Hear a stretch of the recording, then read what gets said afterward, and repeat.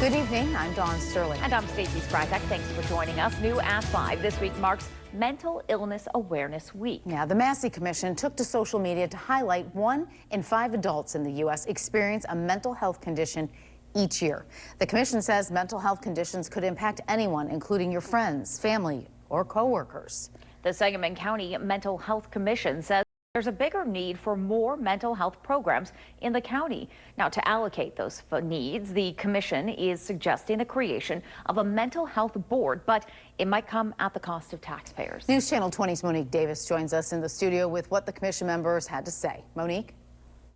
That's right. Commission members say Sangamon County has great mental health programs, but they're not as robust as they should be. We've been meeting for several months. We've had different stakeholders come and talk about the needs and the gaps that we have in Sangamon County. The needs there. Taxpayers could soon pay 0.5% more in sales tax in Sangamon County. Mental Health Commission members voted the increase is the best way to fund a county-wide mental health board. Commission Chairman Mike Murphy says it came down to a vote between a sales tax or a property tax.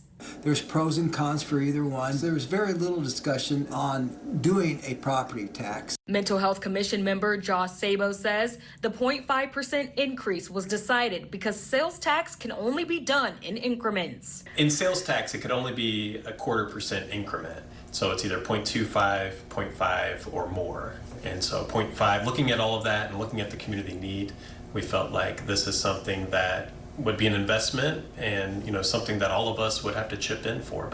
After hearing from the community, Sabo says the community could benefit from more mental health programs, including helping the youth. We also know that severe mental illness, at the level of care available to help people that are dealing with severe mental illness in our community, is not what's present in other communities. Murphy says the commission will meet again in November to prepare their final recommendations to present to the board in December. At that point in time, it's totally up to the county board to choose what direction they want to go. These are just our recommendations.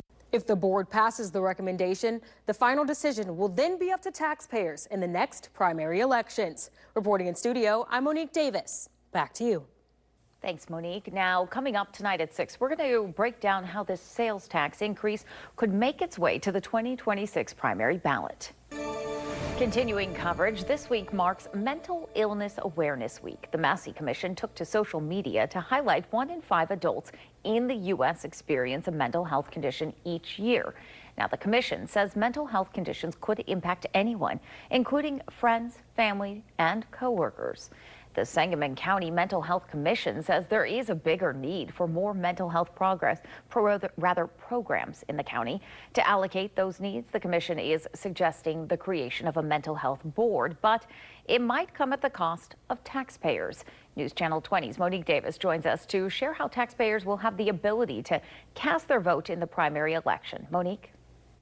That's right. Officials from the Illinois State Board of Elections say the Sangamon County Board would need to pass a resolution 79 days before the primary elections. Since the primary elections begin on March 17th, the board will have until December 29th to make their decision. If the resolution is passed, Matt Dietrich with the State Board of Elections says the county will then have until January 8th to get the resolution to the county clerk's office for certification. And of course, on the primary ballot, that's when voters in Sangamon County would get to vote for the measure in question. Dietrich says if the board misses a deadline, they would have to potentially wait until the general elections next November.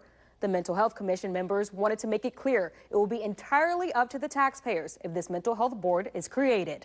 Reporting in studio, I'm Monique Davis. Back to you.